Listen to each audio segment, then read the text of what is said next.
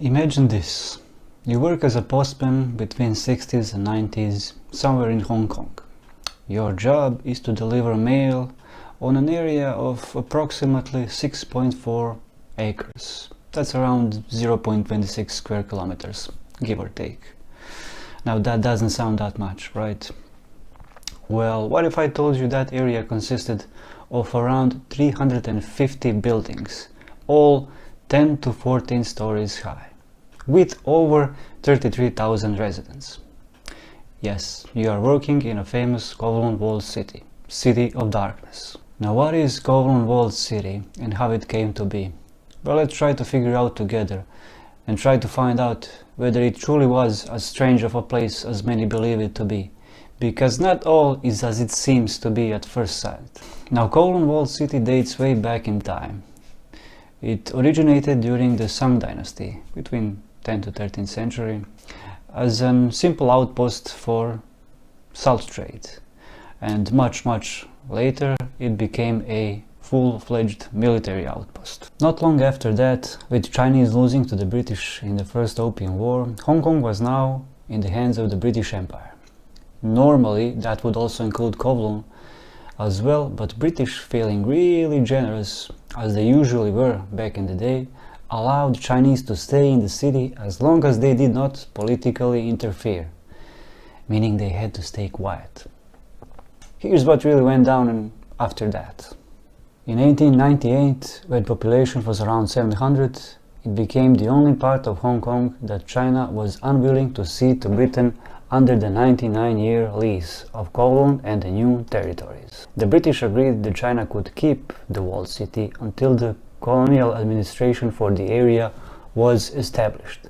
But the thing is, China never dropped its claim of jurisdiction and the sovereignty fight remained unresolved. The result was that it became a lawless enclave and a hotbed of criminal activity. Later that same year, the British heard that the Viceroy of Canton tried to use troops to aid the resistance to the British Empire. So they did the most imperial thing they could. They attacked the city. But upon entering the city, they only saw around 150 residents, with a single pissed off city official who also promptly left, with no sign of Viceroy's soldiers at all. Even though Chinese never renounced their claim of the city, in 1912 it was officially in the hands of Britain. But they did little to nothing to govern it properly, besides building a retirement home, school and an almshouse, poor man's lodging. And they left it as is. In fact, it was mostly built by the Protestant Church rather than the government. It was so uninteresting to the British that they even renamed it on an official map in 1915 as a Chinese town. It became a sort of a tourist attraction. It's like they were saying, look at this thing, that belongs to us. How did we get it? Oh, we took it from the Chinese. Why don't we improve it? I beg your pardon? What nonsense is this?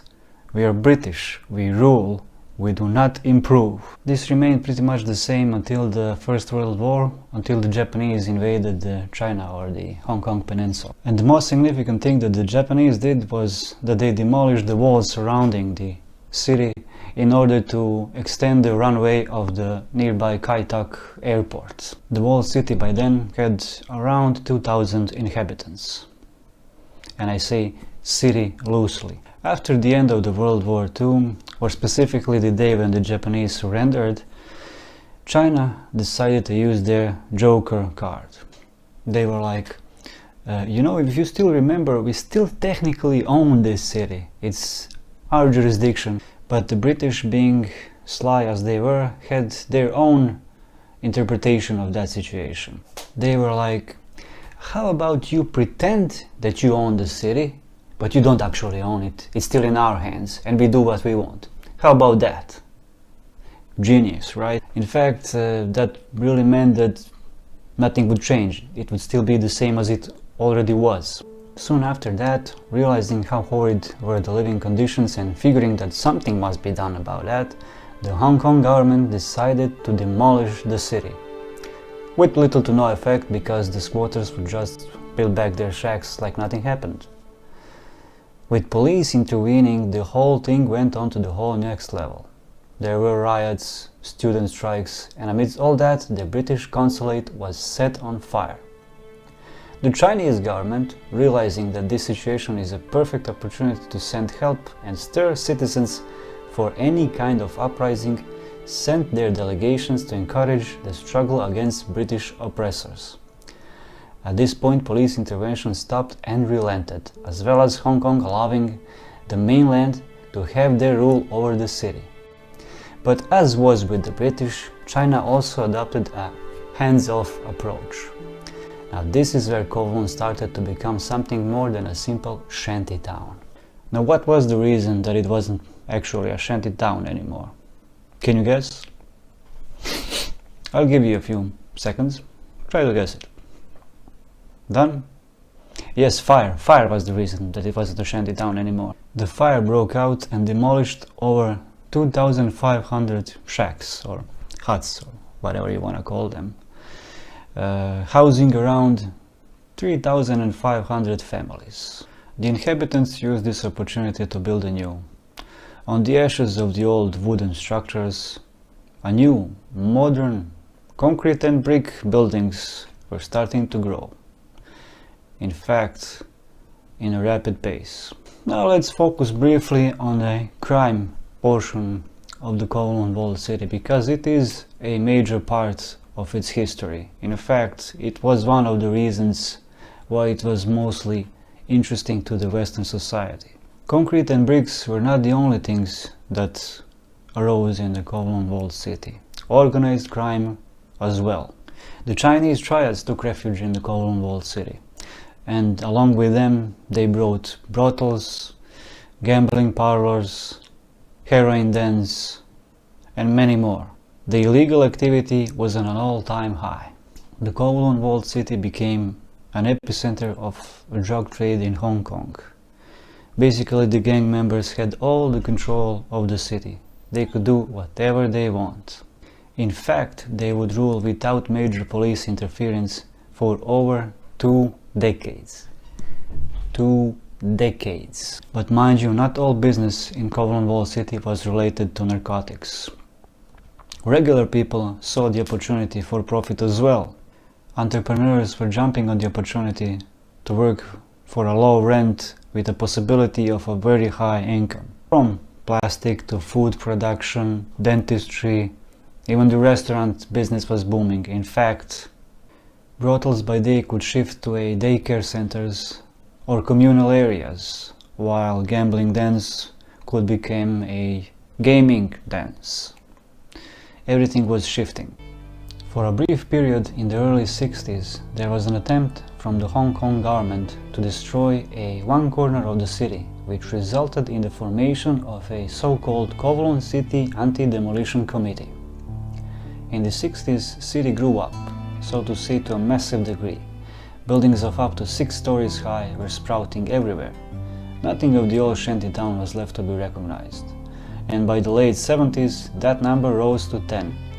And by the late 80s, they were at their peak of 14 stories high at max, with over 33,000 residents.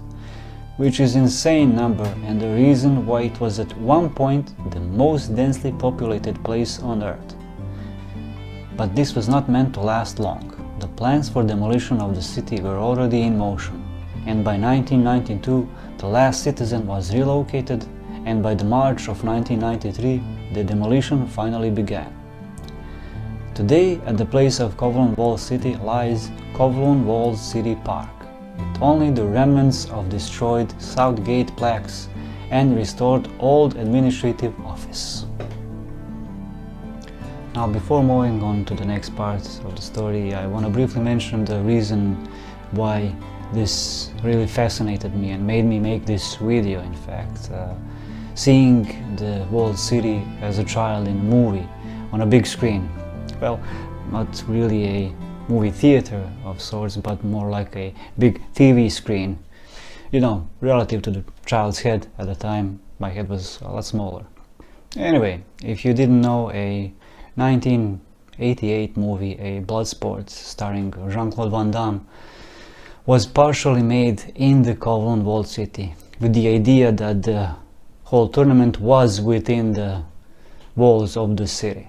A brilliant action film that is beloved by action movie fanatics even to this day.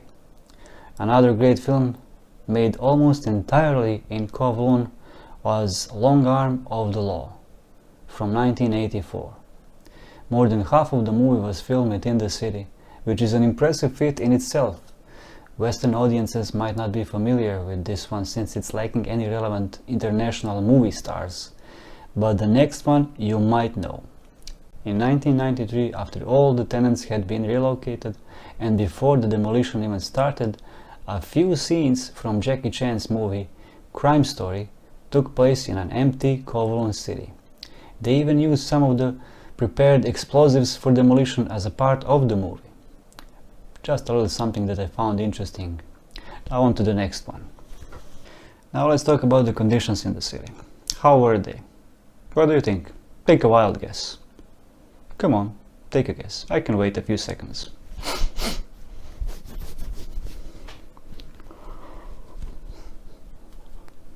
You done? Okay. If you said not very sanitary, with scarce streetlights, terrible noise from the proximity to the airport, lack of proper garbage disposal and storage, then you would be correct. With buildings being so intertwined with each other, that means that space in between is sparse. In fact, some alleyways were narrow, where only one person could squeeze through. Old metal pipelines stretched from each side of the city like veins pumping whatever this monstrosity of a city needed. Corrosion of metal and leakage everywhere. Light sources were also sparse, with electrical wires placed usually outside of the buildings, forming a mass of tentacles, like some sort of a monster. Besides streetlights, plenty of neon signposts and similar flashy signs were used for more enticing purposes, if you know what I mean. Some residents found a rather simple solution for lack of electricity. Just connect to your first neighbor who has it and use it until he notices it and turns it off. Then you move to the next one. Only certain apartments had regular electricity, so you had to be creative. As far as water was concerned, that was another glaring problem that government decided to solve with magnificent idea, placing 8 pipes along the town for people to use. You might have noticed that I haven't said strategically placed, cause they weren't at all. Just look at the picture. It's mind-bogglingly stupid. As far as garbage disposal was concerned, there wasn't any. I'm not kidding. At some places the whole ground floor would be flooded with all kinds of trash. The lack of properly placed disposal bins and regular garbage, proper garbage, disposal was severely lacking. Now when you list all the negatives like this, you might be thinking, who in their right mind would want to live in a place like this, right? Well, it depends on the perspective, you know. If you think that in today's society, in today's Hong Kong specifically, there are no such structures, such homes, you would be severely mistaken. Even today in Hong Kong, there are so-called coffin houses, so small that you can barely even move in your own bed. These houses look like they should be demolished a long time ago, along with the City of Darkness. But hey, here we are. Some things never change. In fact, people who live in these kinds of places, they don't stay because of a place. They stay because of a community. They build their bonds with people around them, with their neighbors, with their friends, their family. And that's what keeps them. That and a poverty in most cases. Now, China in general has a housing problem, even to this day. Not in fact that they have a lack of houses, they even have a ghost cities. We'll talk about this in some other time. But rather the disparity of the incomes, wages of the regular people and the prices of the properties, which are escalating even as we speak right now. Now here are just some of testimonies for several different former residents. You try to figure out what they feel about the city. We'd just play ping pong in the hallway. The kids would go up on the roofs and leap from building to building. Or we would drag discarded mattresses to the roof and jump on them. It was a happy time. We all had very good relationships in very bad conditions. Even now, many people stay in touch with each other even though some old friends are overseas. People who live there were always loyal to each other. In the walled city, the sunshine always followed the rain. Life was poor, but we were happy. There was even a recent study from the University of Hong Kong that tried to disprove some of the so-called myths surrounding the Kowloon walled city. But what they did was focus mostly on the apartment sizes, arguing that even today, in some cases, the size of the apartment hasn't changed. In fact, arguing that some apartments back in the day in the Kowloon walled city were even bigger than some apartments today in Hong Kong. I mean, nobody tries to disapprove that. It's a generally accepted and known fact that in at least 3 streets in the Kowloon walled city there were a few bigger apartments. But what they are failing to properly address were other significant factors like privacy, like water pollution, like sound pollution, air pollution, and all chalking it up to a so-called Western standards, whatever that might be. Like what? I mean, living standards are expected to meet a certain criteria, regardless of whether it be Eastern-centric or Western-centric. That's just a fact. What they were meaning to say was the quality of life was different, not living standard. But, hey, I'm no PhD. What the hell do I know, right? Anyway, I'll link the article in the description below so you can read it if you're interested and see for yourself what they are mostly arguing about. And all the other relevant links to this video would be put in the description. Now that's it. If you like the video, please click like. If you're interested in this and similar kind of content, please consider subscribing. In fact, next video would be in a few days, so stick around, you might like it as well. That's it. Hopefully I'll see you soon.